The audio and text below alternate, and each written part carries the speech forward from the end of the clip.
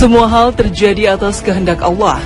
Dari awal mula benih kehidupan sampai nanti berakhirnya zaman, Allah juga menentukan takdir manusia. Dari ditiupkannya ruh ke dalam jasad hingga manusia bersua dengan kematian, Nabi Isa telah memenuhi takdirnya diangkat ke langit. Nabi Isa kini tengah menunggu takdirnya yang lain kembali diturunkan ke bumi sebagai salah satu pertanda akhir zaman.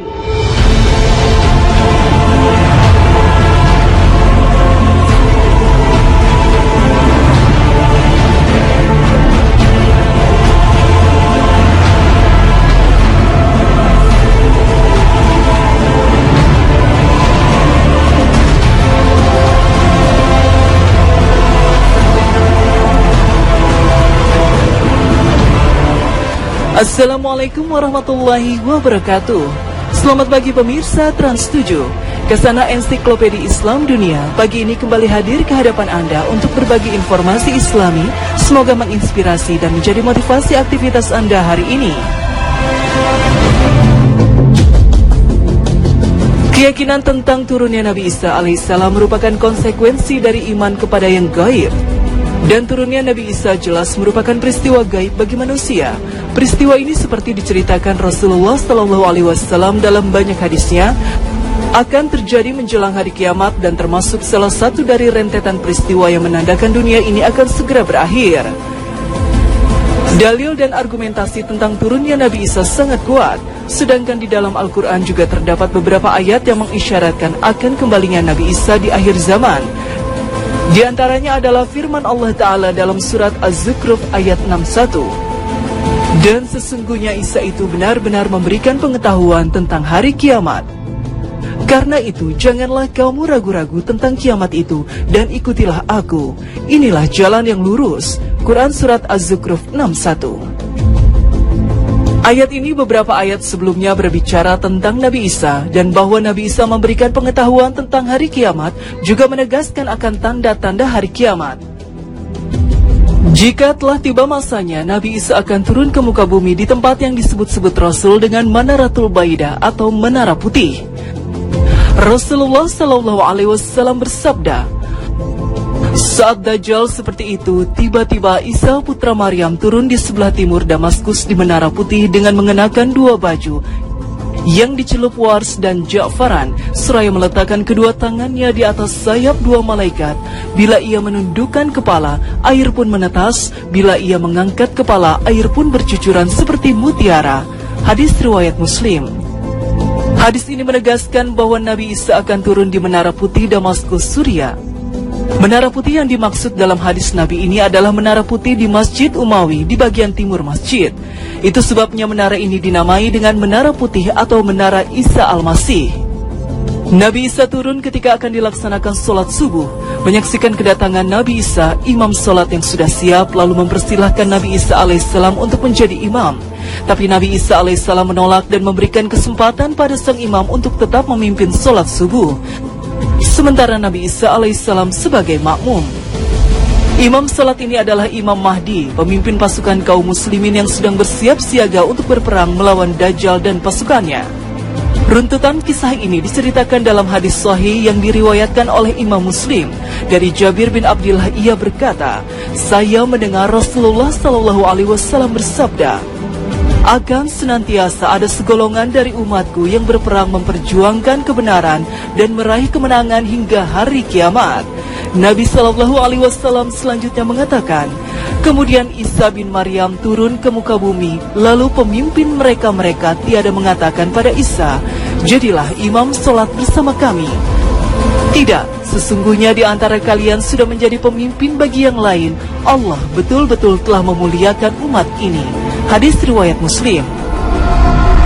Dalam hadis yang diriwayatkan oleh Imam Muslim diceritakan kronologi beberapa tanda hari kiamat yang berhubungan satu sama lain, termasuk tentang turunnya Nabi Isa.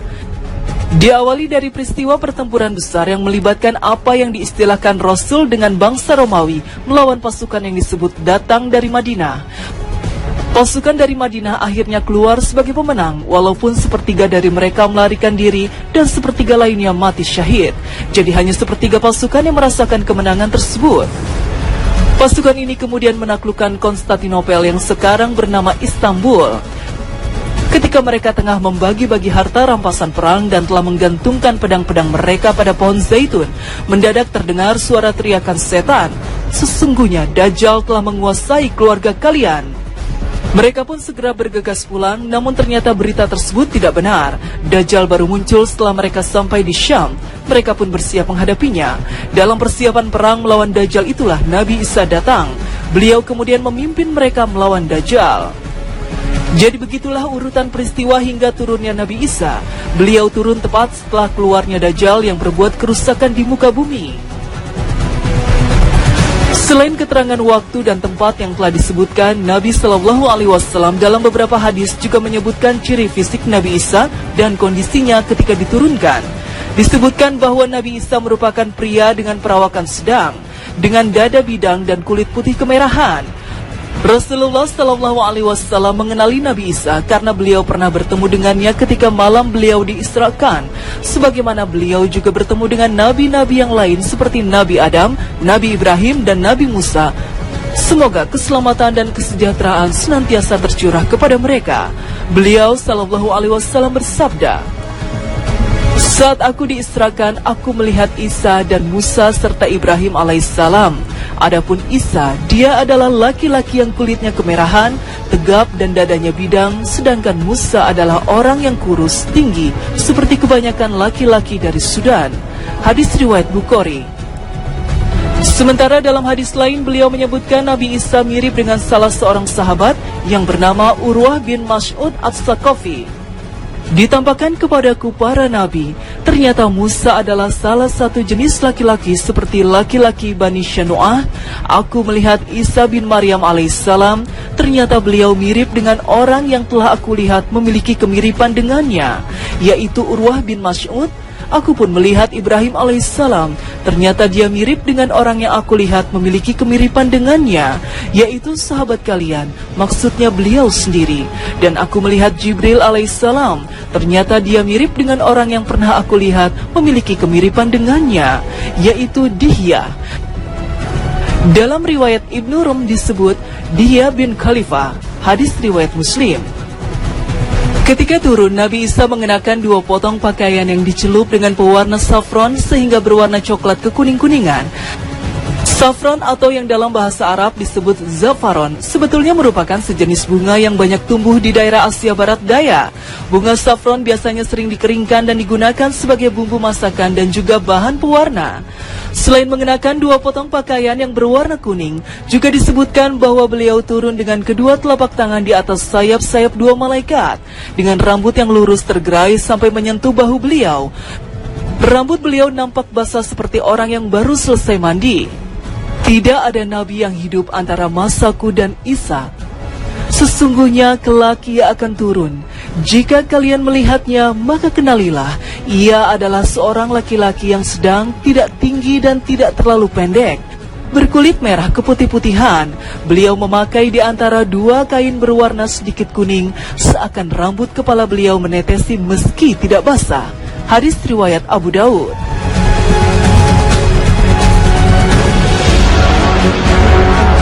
Di antara misi utama Nabi Isa setelah turun ke bumi adalah menghadapi Dajjal sang perusak. Begitu turun di Damaskus, Nabi Isa langsung menuju Baitul Maqdis di Palestina yang telah dikepung oleh Dajjal dan pengikutnya. Nabi Isa memerintahkan membuka gerbang yang kemudian langsung berhadapan dengan Dajjal. Di hadapan Nabi Isa tak berguna sedikit pun tipu muslihat Dajjal. Yang terjadi justru badan Dajjal mendadak mencair seperti garam yang larut di dalam air. Rahasianya ada pada nafas Nabi Isa yang Allah berikan kekuatan tertentu sehingga menjadikan orang yang tidak beriman mati begitu menghirupnya. Ketenaran ini disebutkan dalam hadis panjang dari sahabat Nawas bin Sam'an. Beliau bercerita dari Nabi Shallallahu Alaihi Wasallam. Saat Dajjal seperti itu, tiba-tiba Isa putra Maryam turun di sebelah timur Damaskus di Menara Putih dengan mengenakan 2 baju yang dicelup wars dan za'faran, seraya meletakkan kedua tangannya di atas sayap 2 malaikat. Bila ia menundukkan kepala, air pun menetas. Bila ia mengangkat kepala, air pun bercucuran seperti mutiara. Tidaklah orang kafir mencium bau dirinya, melainkan ia akan mati. Sungguh bau nafasnya sejauh mata memandang. Hadis riwayat Muslim. Selain menghabisi Dajjal, misi Nabi Isa lainnya adalah menyelamatkan umat manusia dari keganasan Ya'juj dan Ma'juj. Kebangkitan Ya'juj dan Ma'juj juga menjadi bagian dari rangkaian peristiwa di akhir zaman. Mereka merupakan manusia keturunan Nabi Adam yang memiliki sifat merusak, tamak, dan rakus seperti yang digambarkan di dalam hadis Nabi. Selain sifat tamak, rakus, dan merusak yang ditunjukkan oleh Ya'juj dan Ma'juj, mereka juga sangat sombong dan takabur. Apa saja yang mereka lewati akan mereka eksploitasi sehingga semua menjadi rusak. Bahkan dikisahkan dalam hadis sahih, mereka menjadi penyebab keringnya air danau Tiberias yang sekarang masuk dalam wilayah penduduk Israel. Mereka juga tak segan-segan membunuh orang yang tidak bersalah untuk mendapatkan tujuannya. Nabi Isa kemudian berdoa kepada Allah untuk membinasakan kaum perusak ini. Allah mengabulkan doanya seperti yang disebutkan dalam hadis yang diriwayatkan oleh Imam Muslim. Maka Nabi Isa dan para sahabatnya berdoa kepada Allah. Maka Allah pun mengirim sejenis ulat yang muncul di leher mereka. Maka pagi harinya mereka seluruhnya binasa menjadi bangkai-bangkai dalam waktu yang hampir bersamaan. Kemudian turunlah Nabi Isa dan para sahabatnya. Maka tidak didapati satu jengkal pun tempat kecuali dipenuhi oleh bangkai dan bau busuk mereka. Maka Nabi Isa alaihissalam pun berdoa kepada Allah. Maka Allah mengirimkan burung-burung yang lehernya seperti unta, membawa bangkai-bangkai mereka dan kemudian dilemparkan di tempat yang Allah kehendaki. Kemudian Allah kirimkan hujan yang tidak menyisakan satupun rumah maupun kemah, lalu membasahi bumi hingga menjadi licin. Kemudian dikatakan kepada bumi itu, tumbuhkanlah buah-buahanmu dan kembalilah berkahmu. Hadis riwayat Muslim. Setelah Nabi Isa berhasil memimpin kaum muslimin menghancurkan Dajjal dan seluruh sistemnya, dilanjutkan dengan Ya'juj dan Ma'juj beserta semua golongannya.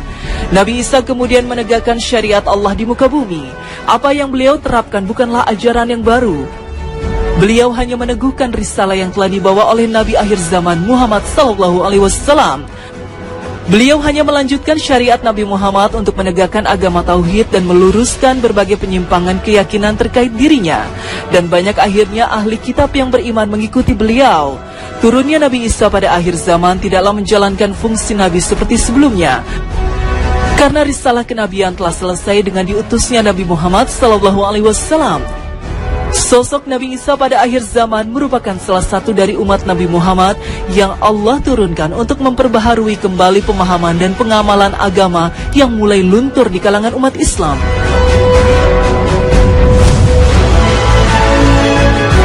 Pada masa-masa setelah Ya'juj dan Ma'juj, kehidupan manusia benar-benar aman dan damai. Bahkan kedamaian itu bukan hanya milik manusia saja, tetapi juga dirasakan oleh bangsa binatang.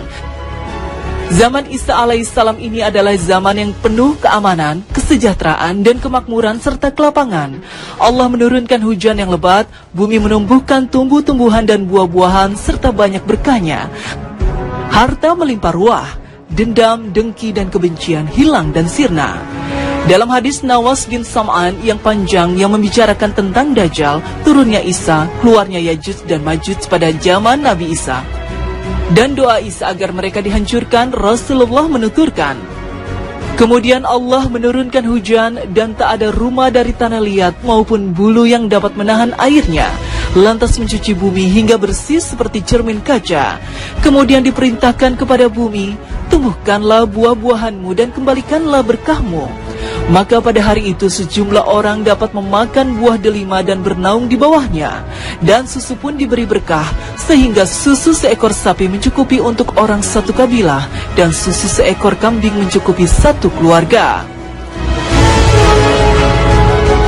Rasulullah SAW juga bersabda, demi Allah, sesungguhnya Isa putra Maryam akan turun ke bumi sebagai hakim yang adil, akan menghapus jizyah, unta-unta muda akan dibiarkan hingga tidak ada yang mau mengurusnya lagi, sifat bakil, saling membenci, dan saling dengki akan hilang, sementara orang-orang akan memanggil-manggil orang lain yang mau menerima hartanya, sedekahnya, tetapi tidak ada seorang pun yang mau menerimanya.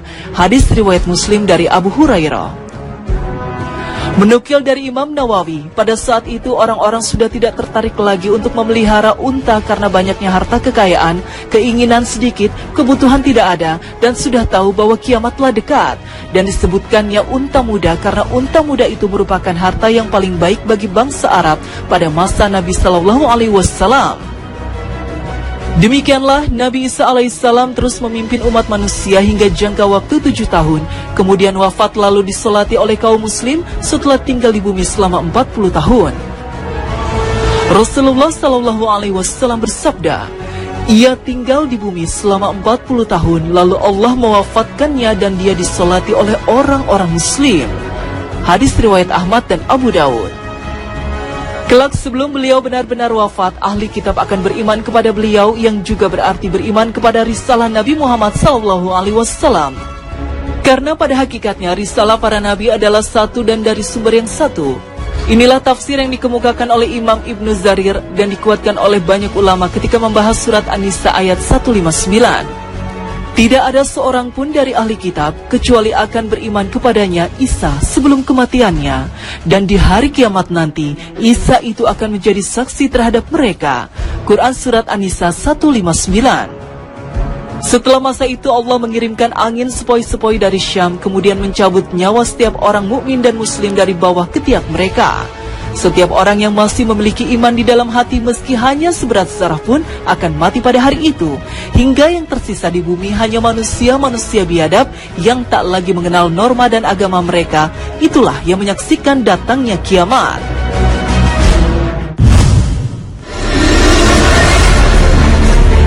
Mengapa Isa Al-Masih harus diturunkan lagi ke bumi? Atau mengapa yang diturunkan adalah Nabi Isa bukan Nabi yang lain? Jawaban yang sebenarnya tentu hanya Allah yang tahu. Namun para ulama banyak yang mencari hikmah di balik turunnya Isa putra Maryam di akhir zaman, bukan Nabi lainnya. Salah satu dari hikmah itu adalah bahwa diturunkannya Nabi Isa alaihissalam di akhir zaman bisa dianggap sebagai sanggahan terhadap orang-orang Yahudi yang mengaku telah membunuh Isa putra Maryam.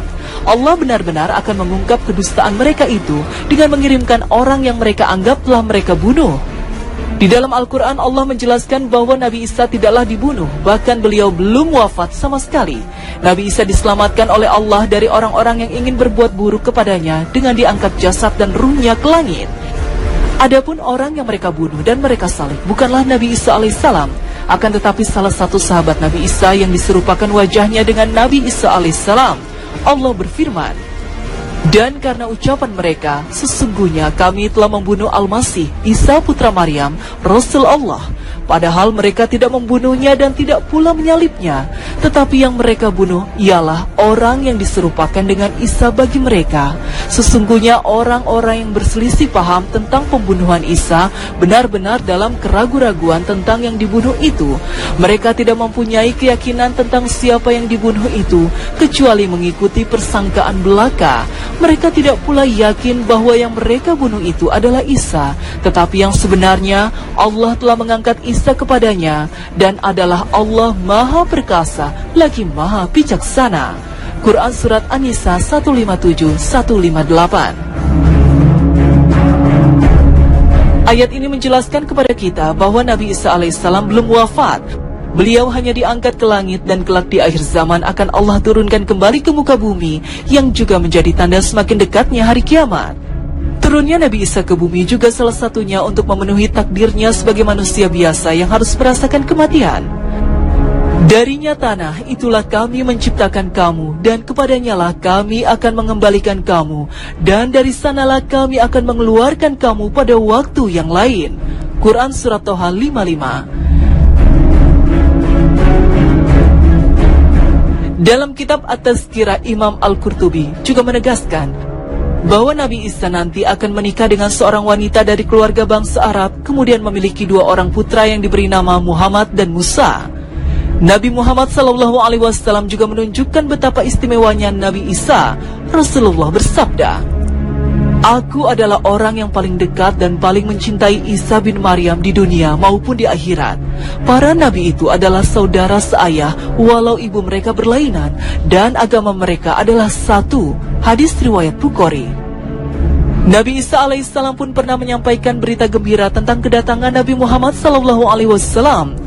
Dan ingatlah ketika Isa putra Maryam berkata, "Wahai Bani Israel, sesungguhnya aku utusan Allah kepadamu yang membenarkan kitab yang turun sebelumku, yaitu Taurat, dan memberi kabar gembira dengan seorang Rasul yang akan datang setelahku, yang namanya Ahmad Muhammad." Quran Surat As-Saff 6.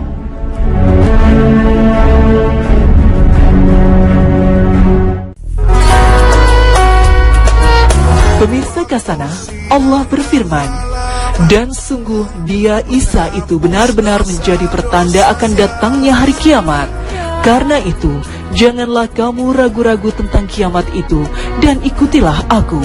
Inilah jalan yang lurus. Dan janganlah kamu sekali-kali dipalingkan oleh setan. Sungguh setan itu musuh yang nyata bagimu." Quran Surat Az-Zukhruf 6162.